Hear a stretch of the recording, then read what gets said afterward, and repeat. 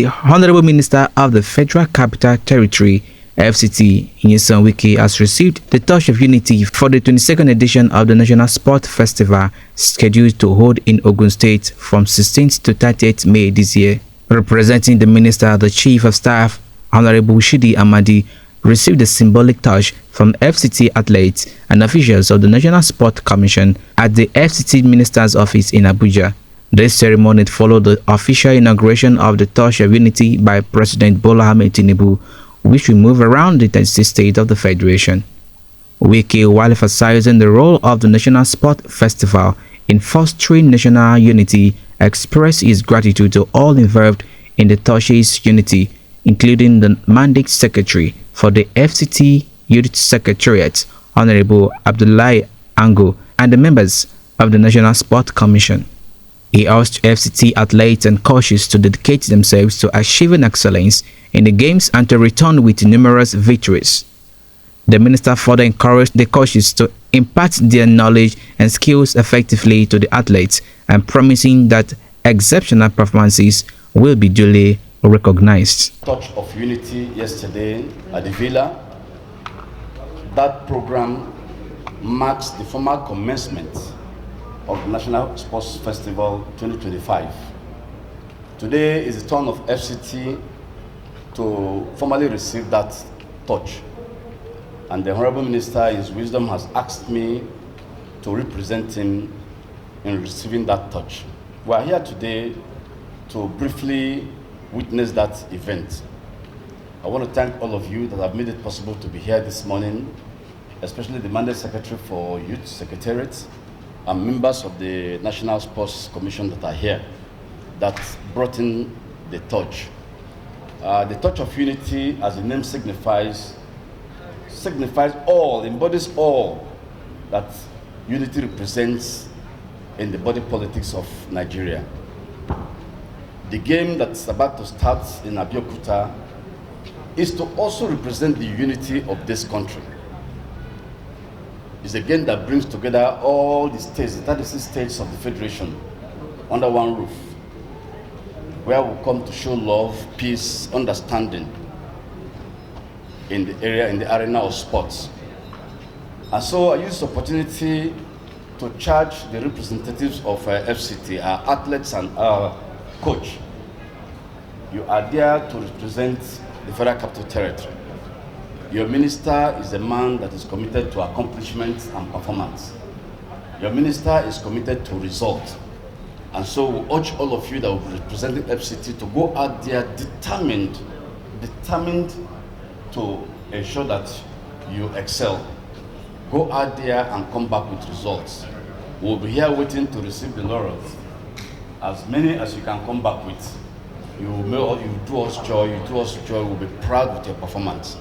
We urge the coaches, do well to impact all that you can on our athletes so that their performance will bring glory to FCT. And I'm sure that at the end of the day, based on your performance, the minister will definitely have to reflect what you have done.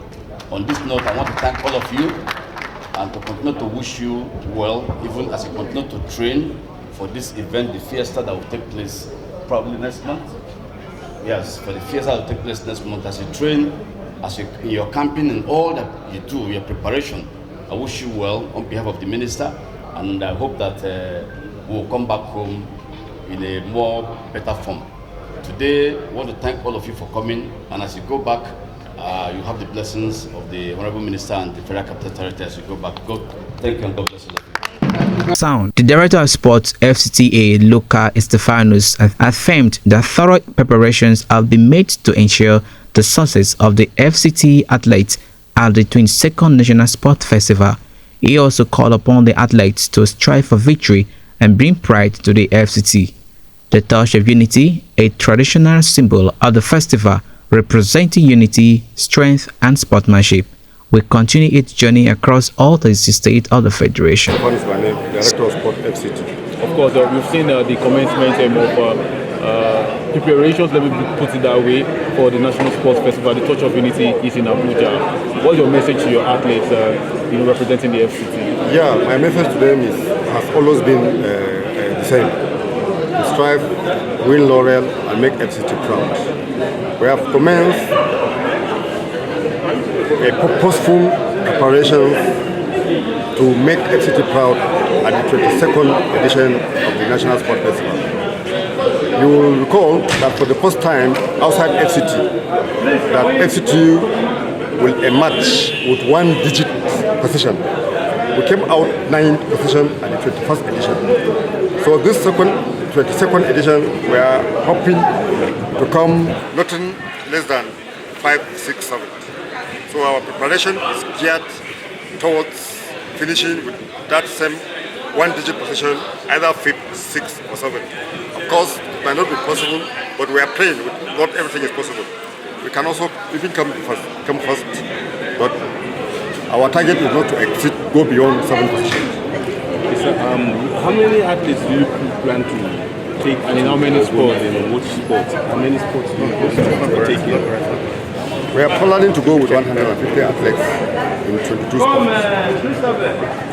Okay, so what are your key areas of strength in terms of the sports, and where are you, sure that the FCT is going to win medals?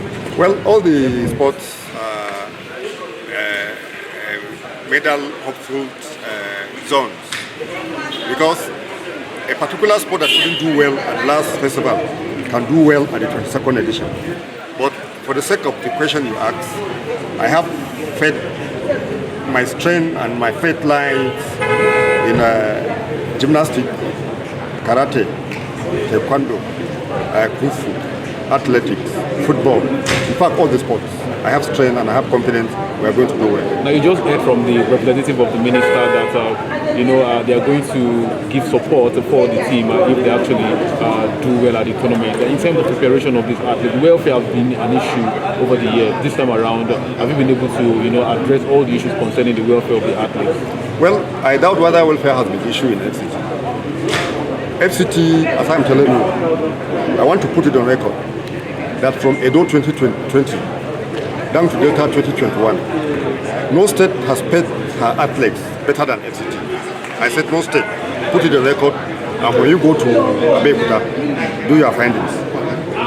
Yeah, of a recent, you are aware that FCT rewarded all the athletes that won medal at the 21st National Sport Exhibition.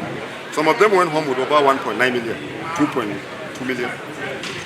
Even the host state, Delta, I learned they just did their award night a couple of days ago. I learned, I'm not even sure. Most states that even came first, second, third, and fourth have not even done their award night. FCT that came 9th position have done award night, and they gave the athletes good sums of money. Even the under 15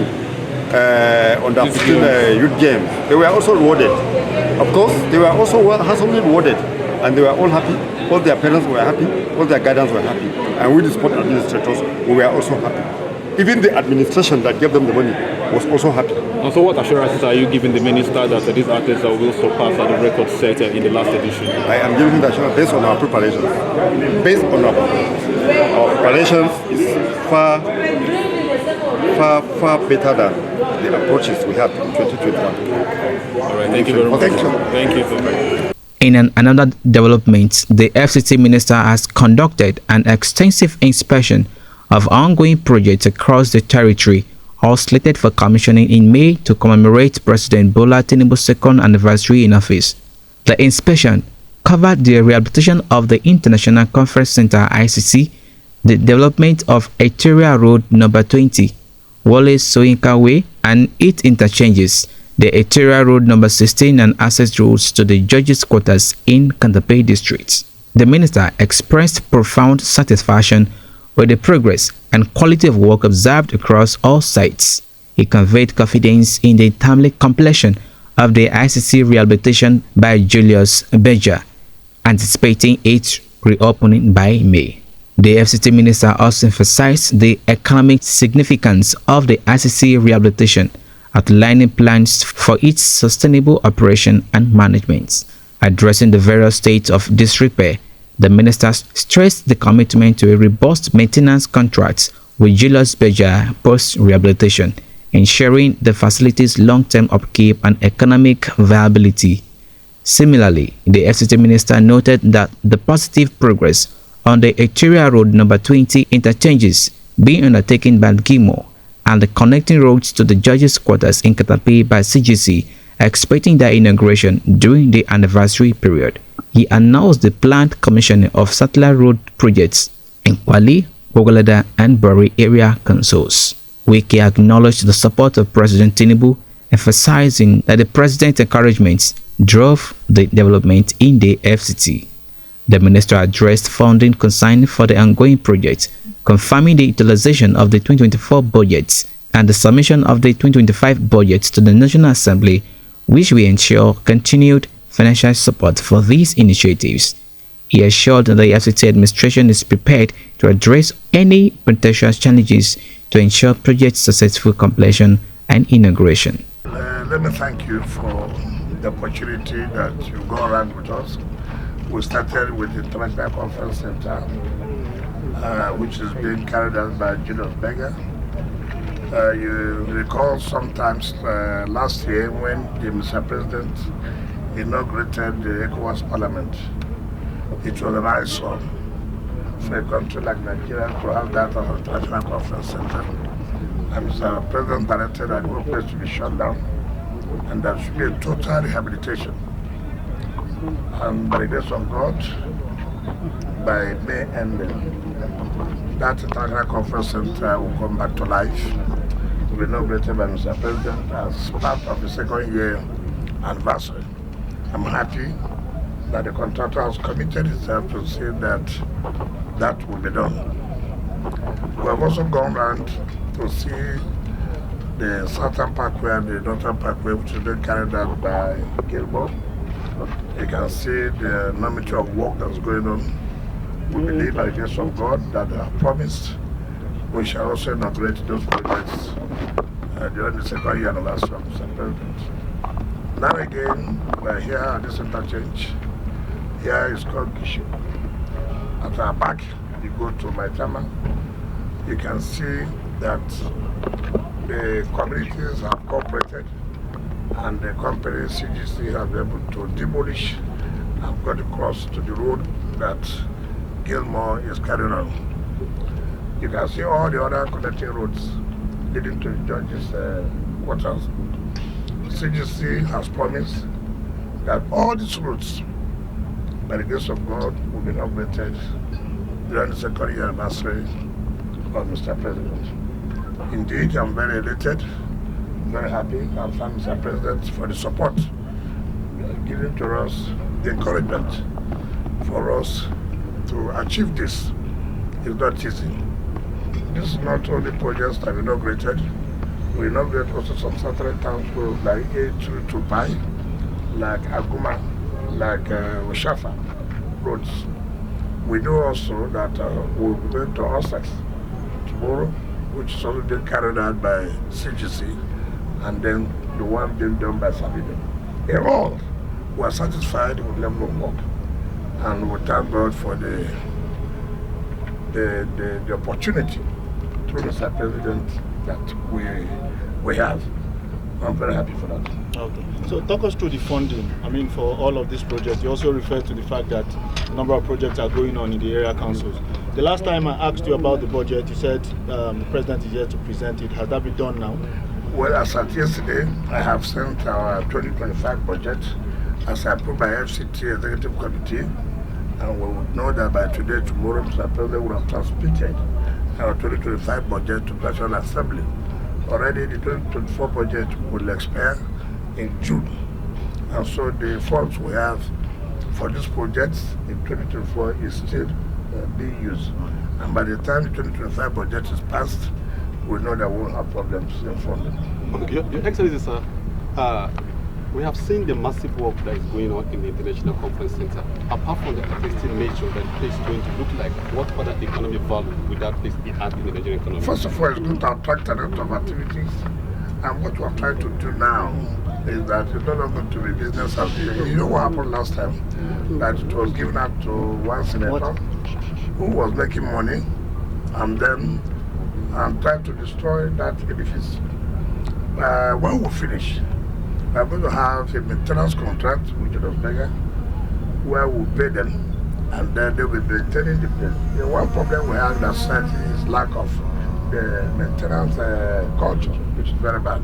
And then people will come and rent it and use, and they will make money from there to be able to pay the company that will maintain it. I mean, Nigeria needs an international conference center of standard that can be compared to any other one in the world. You know where it was built, so I think it's going to attract a lot of economic activities. As at the time it was built, that is every time people go to National Conference Center, and I thought by now we didn't do the second one, but let us maintain the one we have first before we talk about the second one. Okay. On final note, with just 60 days to mark the president's 2 years in office, and with all the projects you have visited so far, are you foreseeing any form of disappointment, whether they will not meet the I've never had a spirit of disappointment, and I've never been disappointed in my life. I don't see failure. I like to, there should be challenges, but you are here to solve those, to tackle those challenges. So for now, we don't see any obstacle that will stop us from inaugurating the projects. Thank you, sir. Thank you. Israel Yusuf for Eagles FM News.